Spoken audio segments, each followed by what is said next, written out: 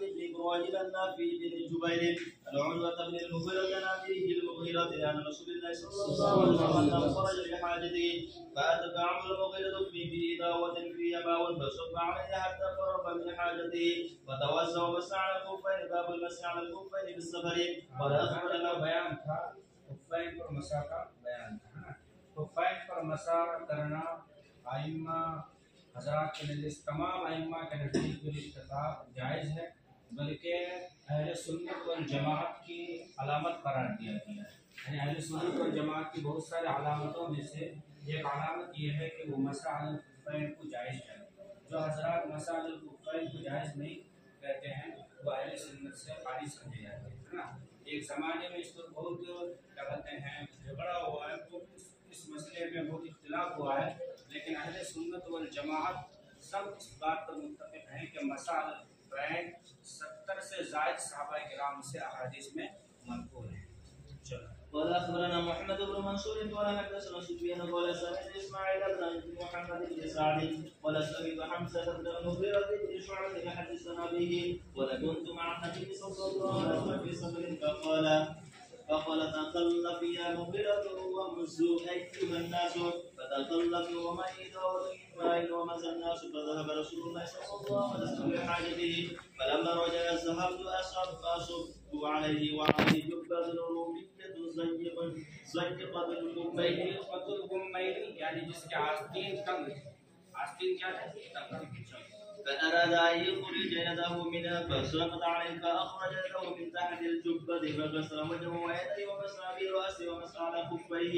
باب التوحيد في المسح على خفيه للمصلي. قال أخبرنا قتيبة قال حدثنا سفيان عن عاصم عن زر عن صفوان بن الصالح قال رخص لنا النبي صلى الله عليه وسلم إذا كنا مسافرين أن لا ننسي خفافنا 3 أيام ولياليهن. قال أخبرنا لياليهن. قال أخبرنا أحمد بن سليمان الرهاوي حدثنا يحيى بن آدم قال حدثنا سفيان الثوري ومالك بن مغول والزهير وأبو بكر بن أياش وسفيان بن عوينة عن عاصم بن زر قال سألت صفوان بن عسال عن المسح على الخفين فقال كان رسول الله صلى الله عليه وسلم إذا كنا مسافرين أن نمسح على خفافنا ولا ننزع على 3 أيام من غاية وبول ونوم إلا من جنابة.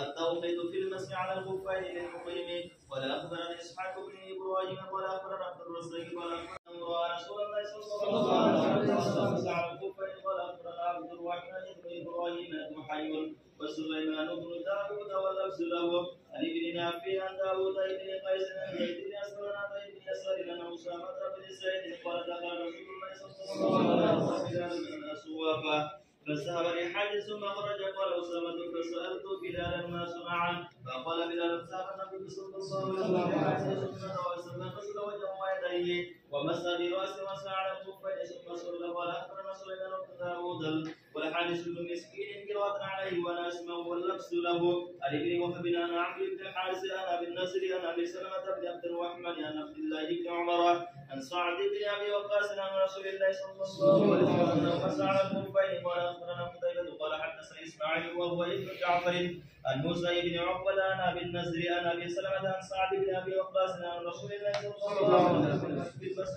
على الخفين أنه لا بأس به. قال أخبرنا علي بن خشرم قال حدثنا عيسى عن الأعمش عن مسلم عن مسروق عن المغيرة بن شعبة قال خرج النبي صلى الله عليه وسلم لحاجته فلما رجع تلقيته بإضاوة فصببت عليه فغسل يده ثم غسل وجهه ثم ذهب ليغسل ذراعيه فساقط به الجبة فأخرجهما من أسفل الجبة فغسلهما ومسح على خفه